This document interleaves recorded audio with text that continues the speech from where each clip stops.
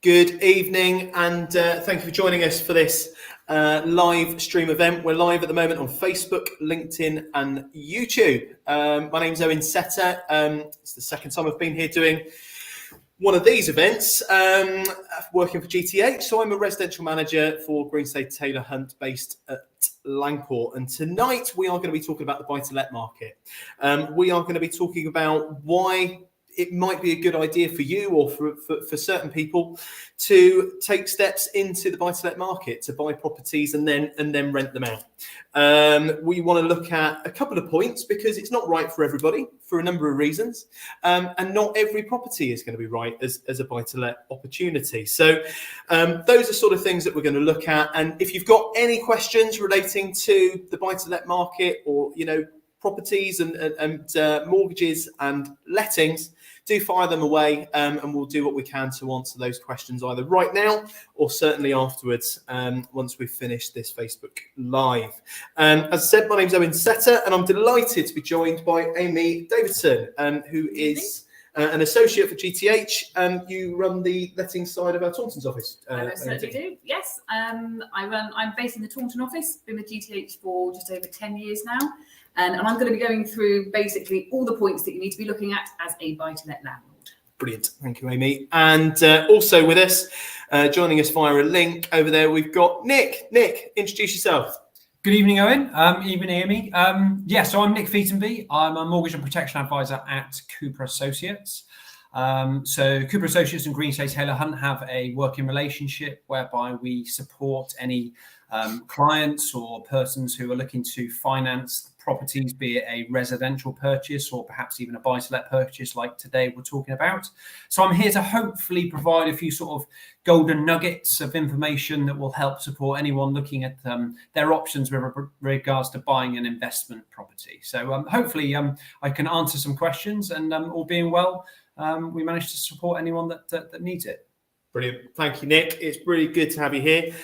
Nick and I have worked together for a while through our connections with GTH and Cooper Associates. So thank you for joining us. So first thing I want to look at, I think, tonight is trying to get an idea of, like I said before, not every property is necessarily going to be suitable for a buy-to-let investment. So Amy, tell me from your experience, what tends to make a really good buy-to-let property? Well, it's a very positive market out there at the moment. Tenant-wise, there are still a lot of good quality tenants out there looking to rent in and around the area, and the confidence is starting to come back with buy-to-let landlords. So we are starting to see buy-to-let landlords coming through, asking that exact same questions. Some of them have been doing it for a while. Others are selling properties they have and want to invest in other properties, and others are completely new to the buy-to-let market and ask that very question. I would say the more newer properties, if you're looking for a buy-to-let, obviously you have to take into consideration your rental yields. Is this property going to be basically washing its face? Is it going to be earning you what you need? The more newer builds are much more desirable for the people that are out there looking. As we know, energy prices are on the up. And potential tenants are now looking at those factors when they're thinking of renting. So any landlord that is looking to do a buy-to-let, I would always suggest look at something that's a bit more modern. And another thing to take into consideration when you are looking at a property is your EPC rating, your energy performance certificate. Currently, the energy performance certificate requirements that you need are an E or above. Anything below an E, which you will probably see in the older properties, you cannot rent out. So any buy-to-let landlords that are out there watching at the moment, if you have got something below an E rating, you can't be renting it. You have works to do that you need to bring it up to standard.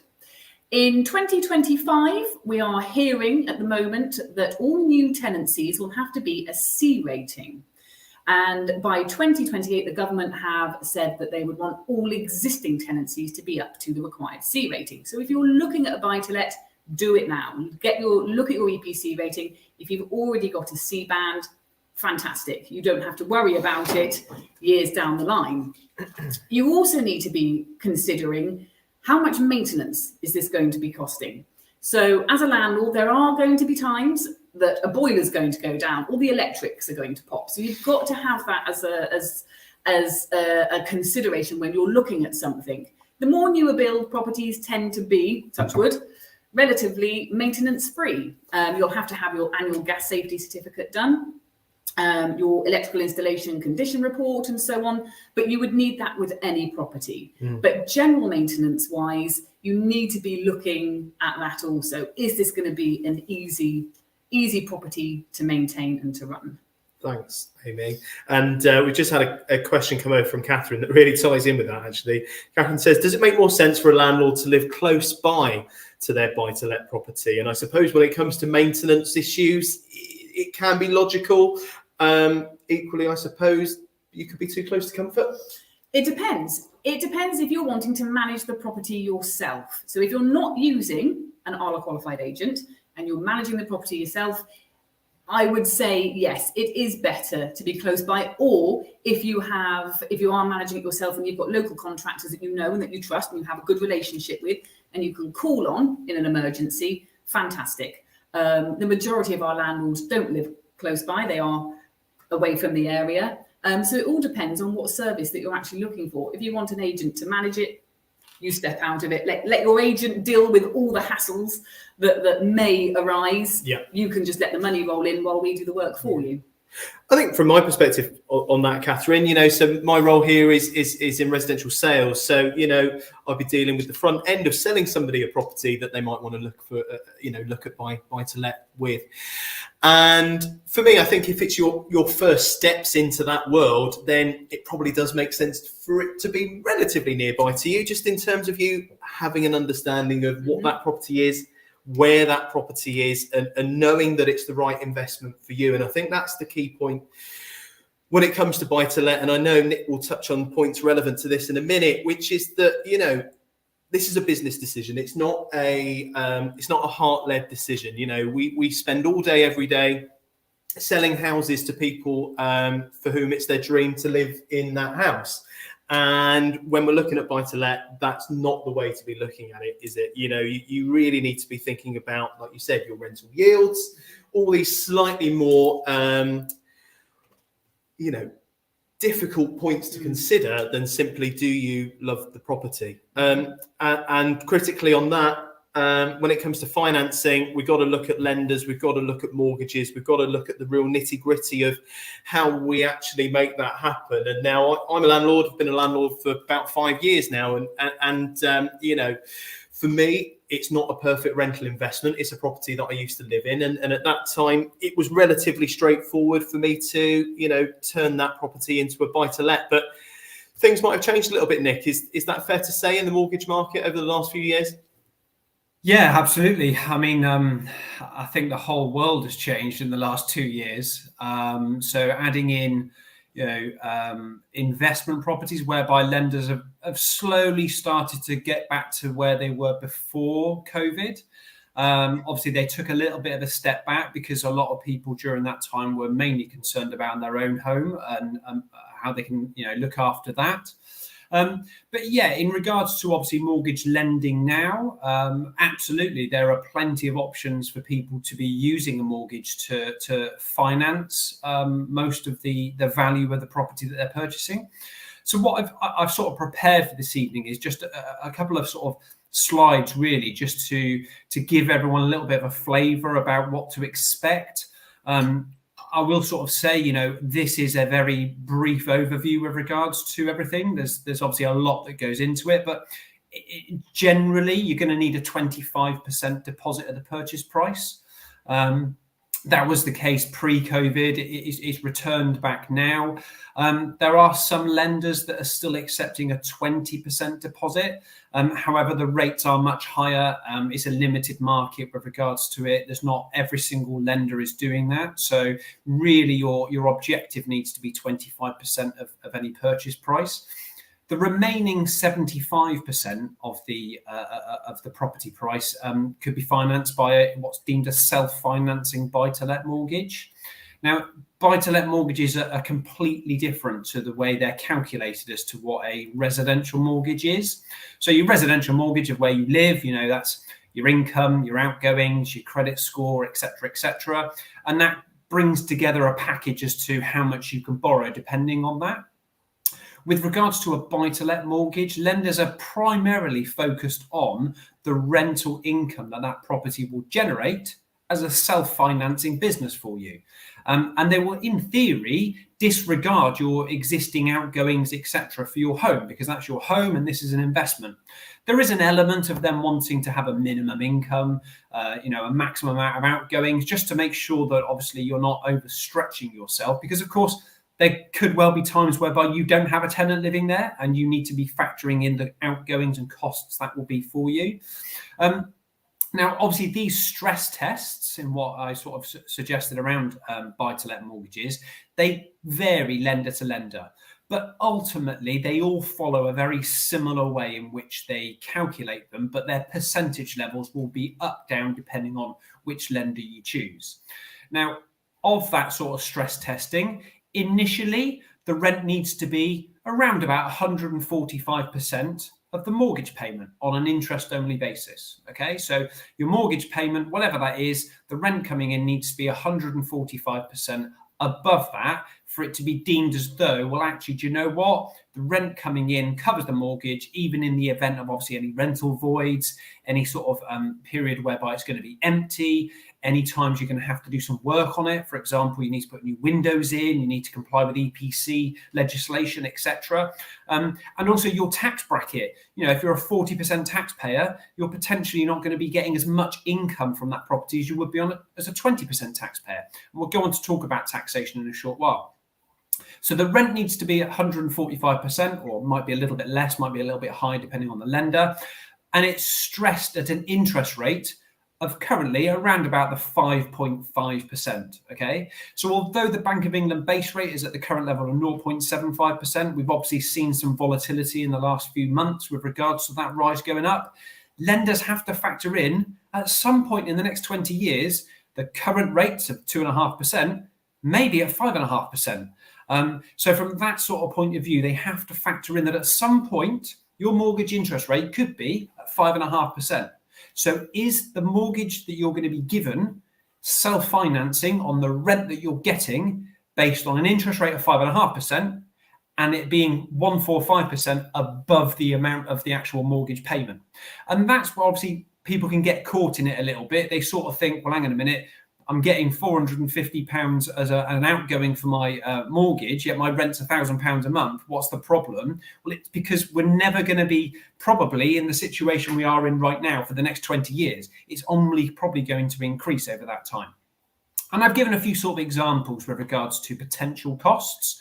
So there's obviously just on there, I've mentioned about how 2-year fixes, they might not lend you as much, but a 5-year fix, they might lend you a bit more. And that's because you're locking in a rate for a longer period of time. Whereas obviously if you did a 2-year fix, in 2 years' time, if interest rates have gone up, your payment's going up. Whereas a 5-year fix, you're obviously locking in that payment for a 5-year period.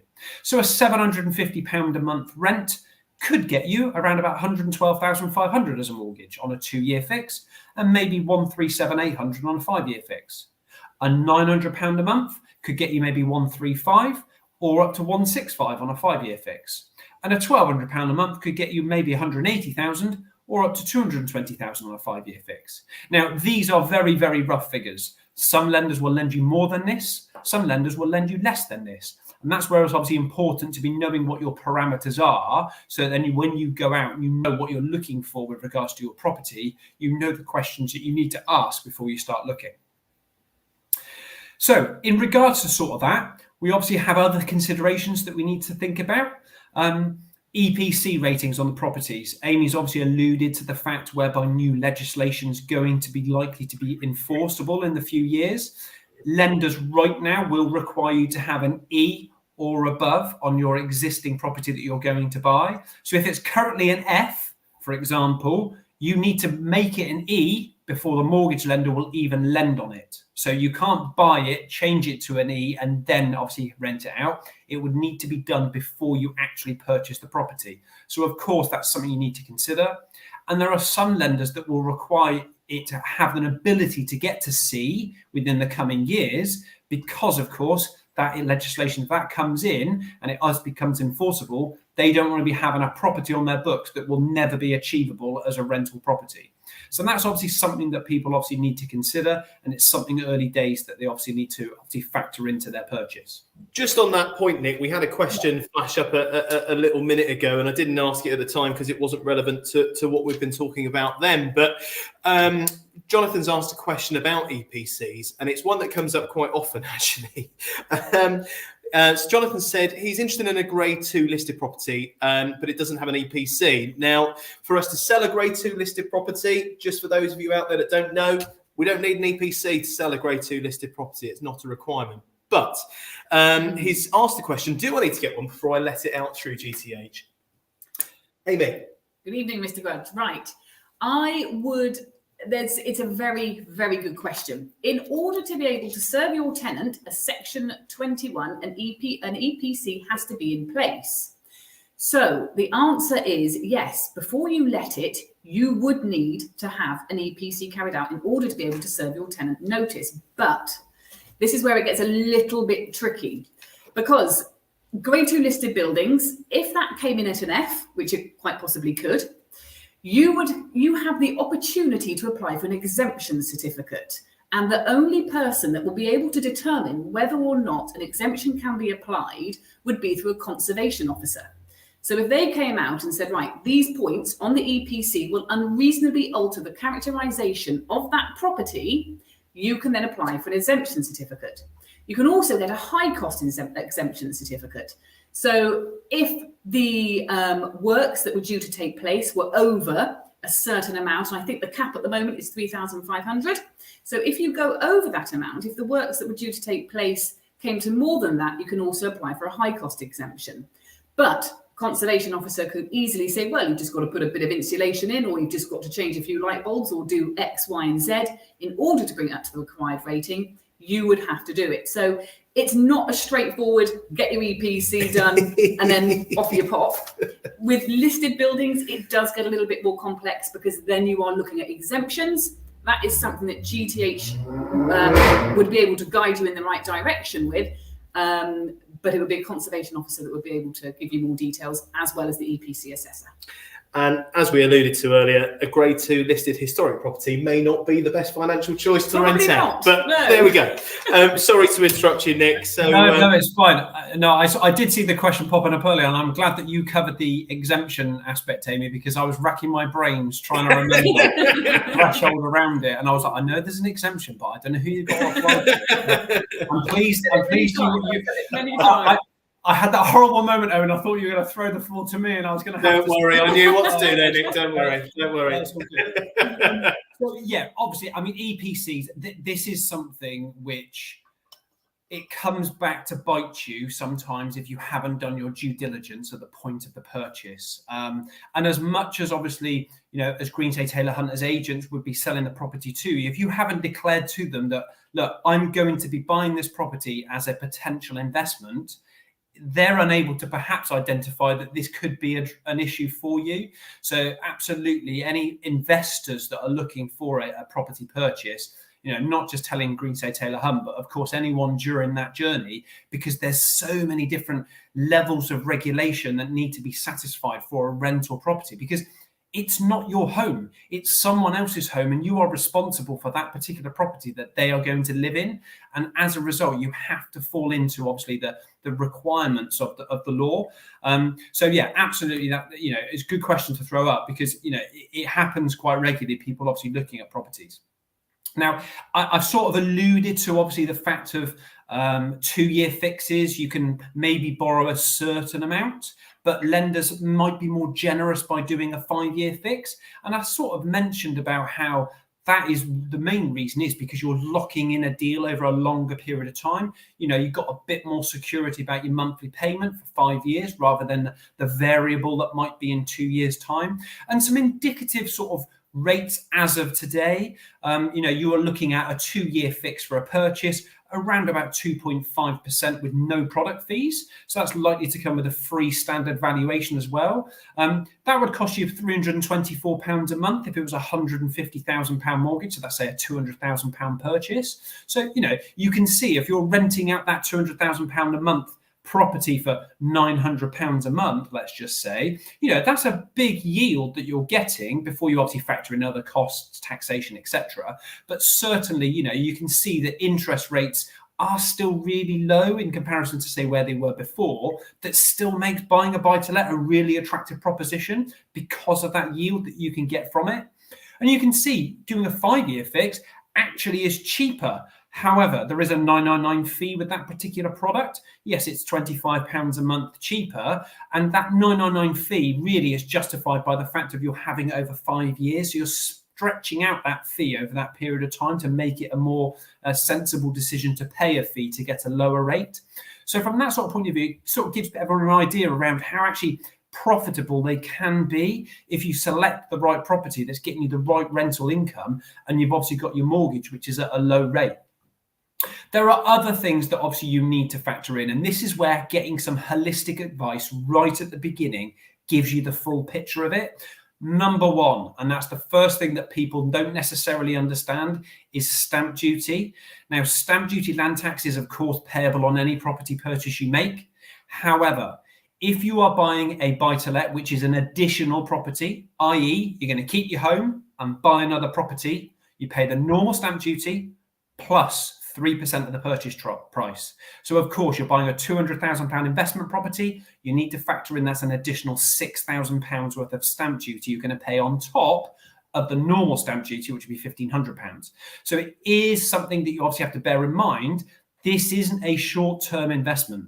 This is something you do for you to maximize your profit over a longer period of time to justify why you're paying these large upfront costs. So there's obviously that to factor in. There's then annually, your income is, or your rent that you get is treated as usable income. That is something that you have to declare to the taxman. So every April, you have to declare that for your HMRC tax submission, and that is at your marginal tax rate. So if you're a 40% taxpayer, i.e. you earn over £50,000 a year, that goes onto your £50,000. You can claim some reliefs. There's some, mortgage interest payments you can pay off, etc., which you can sort of marginalise that down a little bit, but you still have to be paying tax on the income you're getting. So it is just something to make sure you're aware of where your tax bracket is, and is this going to push me into the one above? So therefore, is my income I'm going to get actually going to reduce down from what I'm anticipating I'm going to get from this rental property? There's capital gains tax. There's obviously something on the sale of any investment. Potentially, you could be paying 28% of capital gains tax. Again, there are reliefs, there are allowances you can claim off that, and that's where you need to obviously tax efficiently plan your investment. And there's obviously regular costs, like I've mentioned, you have to do a tax return every year. You're potentially going to be using a letting agent. You're going to be having to pay for insurances. There are obviously going to be some further changes to regulation that might mean you've got to upgrade the property, you've got to do things on it. So it isn't simply a case of buying a house, getting a mortgage, walking away and coming back 20 years later and making a load of money out of it. You have to invest your time, you have to invest your effort, and also you obviously have to make sure that you obviously keep involved with up-to-date information about what your taxation levels are, what your requirements are as a landlord. And that's obviously where us from Cooper Associates can support you in that initial journey, and also forevermore. Certainly Greenslade Taylor Hunt through their obviously letting department, whereby they can keep on top of all that for you, which is a really, really important thing to be on top of. And finally, sorry, go on. No, carry on, Nick. Sorry. No, I was just going to say, finally, probably the biggest thing where a lot of people are buying an additional property, it does fall within your estate for inheritance tax purposes. So, of course, if you currently own a property, say mortgage-free, or you've got a small mortgage on it, and you buy another property, that gets added on to your existing estate. So in the event of obviously an inheritance tax issue at a later date, that could potentially be impacted by up to 40%. So it is something that you need to bear in mind. Maybe it's worthwhile setting up within a limited company. Maybe it's worthwhile obviously putting the property into trust. Maybe there's other sort of areas in which you can mitigate against your inheritance tax liability, especially obviously if you get to a certain age whereby you are looking at, I've worked really hard to get all these assets. I want to make sure my family get to increase their actual benefit from it, rather than me losing a certain amount to HMRC, obviously come the time when that's required. Okay. All of these really nitty gritty kind of points, they're all things that you at Cooper Associates can help with, aren't they, Nick, in terms of tax planning and all of those sorts of, points? Yeah, so as I said right at the beginning, I'm a mortgage and protection advisor. That's my day in, day out bread and butter.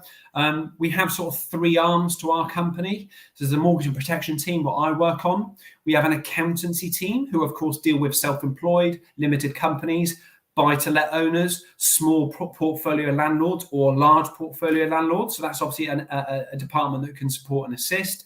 And we have a wealth management department as well, who obviously deal with, investments, pensions, inheritance tax planning, those sorts of things. Now, as we obviously deal with it through a holistic approach, all three of the departments work together. That's where sometimes it can be really beneficial for clients because, of course, come the end of the tax year, you've got your accountant saying you can obviously offset certain amounts. You've got the wealth management advisor being able to inform you of what your current taxation level may well be and how you can mitigate against that by putting it into certain investments. And then you've got myself looking at obviously your options with regards to how we can reduce your financial burden on your outgoings. So yeah, we all work together to try and support not just obviously our own sort of ability to be able to offer advice, but also any client that's obviously coming in trying to get the right financial advice. So yeah, absolutely, that's something that we can support anyone with. Brilliant. Thanks, Nick. So, to kind of sum up, did you want to just run through the final sort of points there, Nick? Yeah. So I think every person looking at buying a buy-to-let, they don't do it because they think it's just going to earn them a little bit, and it's what's the sort of time frame it's going to take to sort of do it all, etc. It is a long-term strategy. It isn't a quick fix. It's not a Bitcoin or whatever, where everyone seems to be making millions yet. No, I haven't seen anyone actually have that £1 million put in their bank account yet, but they all seem to have it. It is something which is traditionally been a fantastic source of providing not just an income stream in retirement or an income stream during, obviously, your working life, but also a capital gain at the end. Property has traditionally grown year on year on year to the point whereby a buy-to-let purchase can be a fantastic thing, but it needs from the outset to be set up correctly to make sure it's a profitable venture and obviously gives you the required returns. So as I've sort of said, it comes with a big commitment. You need to identify things right at the beginning. You need to know what stuff's going to cost you, why it's costing you, what to expect, how to prepare for it. And of course, like I said, at Cooper Associates, we support Green Say Taylor Hunt. We support everyone that obviously comes to see us to try and get some advice. We provide our advice across the whole of the market, and we're completely free of charge. So there is no cost associated with our involvement to provide you with that advice that you want. When you walk in and see, I've seen a house, I'd quite like to buy that. It's going to be a rental opportunity. What are my options for it? And that's where we can come and help you. Brilliant. Thank you, Nick. Questions just flashed up there from Chloe. She says, what's the process for working out how much I can borrow before starting to look at buy-to-let properties? It kind of goes back to where we started, Nick, doesn't it? In terms of, very different to looking at a mortgage for a property you're going to live in, which is going to be looking at your income and your personal expenditure. We're really looking at the bare basics, aren't we, Nick, in terms of what's that property bringing in terms of a rent and what costs might you bear in mind? Is that fair? Yeah, absolutely. I mean, primarily, a lender is majorly concerned about what's the rent, does that cover our stress test? And if it doesn't cover their stress test, okay, well, there'll be probably another lender that will. And that's where it can be really, really difficult as a Joe Bloggs off the street trying to walk into every single bank and trying to ask what their stress test is and asking what you can borrow, where we can come in hand because we've got this data and availability to us. We can support that. There are obviously things you need to consider, minimum income levels at the time. You might have to be an owner occupier, i.e. you own your current property. So you're obviously buying an additional rather than it being just I'm a first time buyer. So there's loads and loads of other things in the background that a lender will obviously want you to satisfy. But ideally, the first point of call would be, I've seen this house. This is how much I feel it's going to be rented out for. And that's where obviously Green Say Taylor Hunt can obviously come in to provide you with a market appraisal about that letting ability. And that's when we can go around and say, fine, well, actually, with the vast majority of lenders, we're here.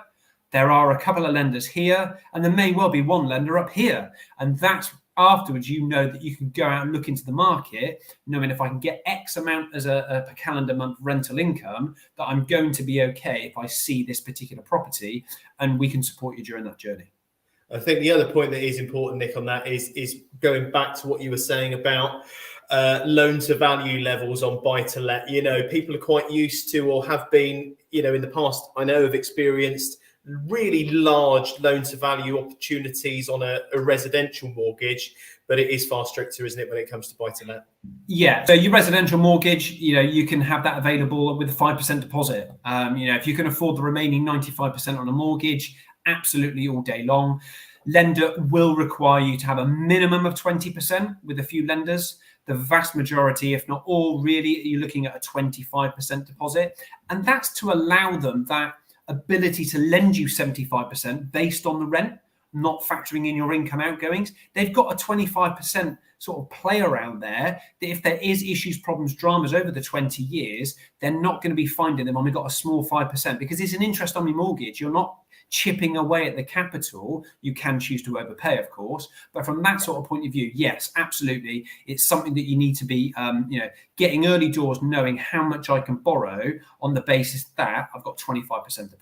And in terms of real terms, you know, if we're looking at a purchase at £200,000, 25%, it's £50,000, Nick, isn't it? It's, you know, that's in layman's terms, yeah. Got another question here flashed up from Jonathan. He said, do I need a minimum earned income for a buy-to-let? From what you said, Nick, it sounds like depends on the lender.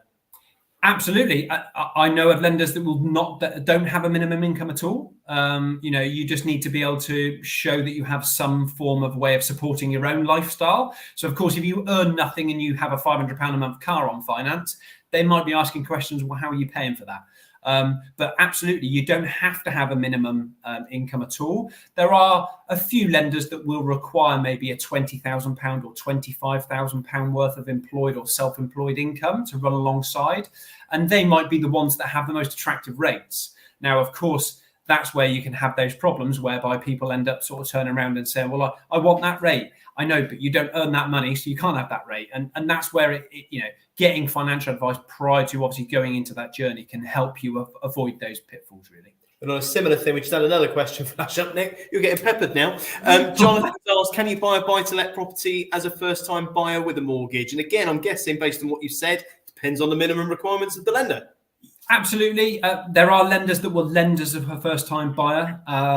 It is obviously something that we do get inquiries about. People obviously thinking about, you know, staying, say, with a partner and they've never bought a house before and they think, well, I want to buy myself a property. So, you know, yes, there are lenders out there that will do it. Again, it's a smaller pool. So you are looking at a niche element of lending. So it is something that obviously you just need to bear in mind that, yes, you're not going to be choosing the best rate. You might be choosing the best rate of those lenders that will let you do it. So yeah, again, first-time buyer, buy-to-let mortgages can be achieved, but yes, there's a lots of other things you need to satisfy for them to be happy that this isn't what's called a backdoor residential, which is ultimately you're going to go move in it at some point, which is a complete no-no. We did have one other quick question flash up, which I will ask Amy, because it was useful for you, I think. Yeah. She said, what are the benefits, Ollie, I think it was, what are the benefits of using a rental agent instead of trying to do it myself? One final boast for GTH, Amy, before we wrap up for the night, I think. Good evening, Ollie. Well, I would certainly say an ALA qualified agent.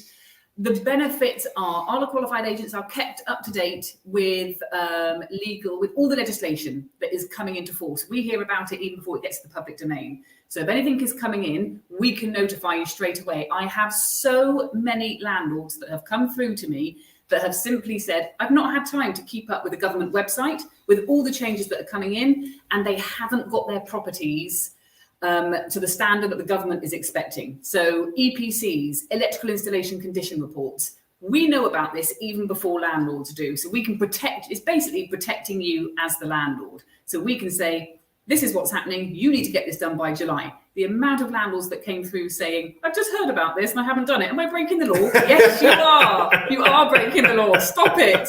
Please get an ALA qualified agent. So those are the benefits.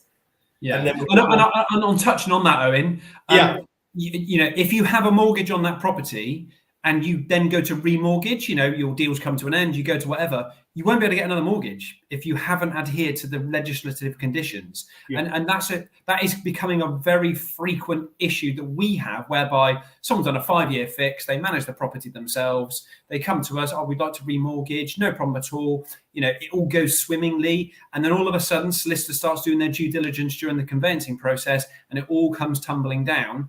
And people are obviously finding that they're having issues, problems, dramas, getting another mortgage. So, yeah, as much as it's tempting to potentially do it yourself, I think like a lot of professional industries, paying for someone who knows what they're doing day in, day out, and that's the job that they do, will pay you dividends down the line. Absolutely.